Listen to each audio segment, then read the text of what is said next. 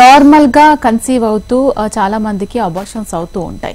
So అలా ఉన్న వాళ్ళు ఐయుఐ ప్రొసీజర్స్ తో కన్సీవ్ అయిన తర్వాత కూడా వాళ్ళల్లో అబార్షన్ అయ్యే ఛాన్సెస్ ఉంటాయా?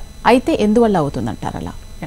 So first repeated abortions like more than 2 abortions అయితే మేము recurrent pregnancy loss, recurrent abortion అంటాం అన్నమాట.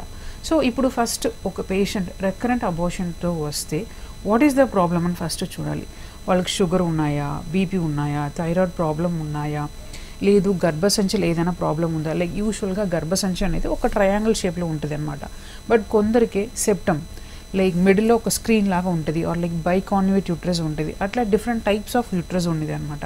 సో అట్లా యూట్రైన్ అనామలీ ఉంటే కూడా వాళ్ళకి మళ్ళీ అబార్షన్స్ అవ్వడానికి ఛాన్సెస్ ఉన్నాయి. అండ్ దెన్ అట్లాంటి కండిషన్లో మనం సర్జరీ చేసి ఆ యూట్రైన్ అబ్నార్మాలిటీని కరెక్ట్ చేసుకోవాలన్నమాట. అండ్ దెన్ కొందరికి సర్విక్స్ అనేది ఇన్హెరిటెడ్గా లూజ్గా ఉంటాయి. And then in case uterine abnormality ఉన్న వాళ్ళకి సర్విక్స్ అనేది లూజ్గా ఉంటుంది. సో అట్లా ఏదైనా ప్రాబ్లం ఉన్నాయా అనేది చూసుకోవాలి.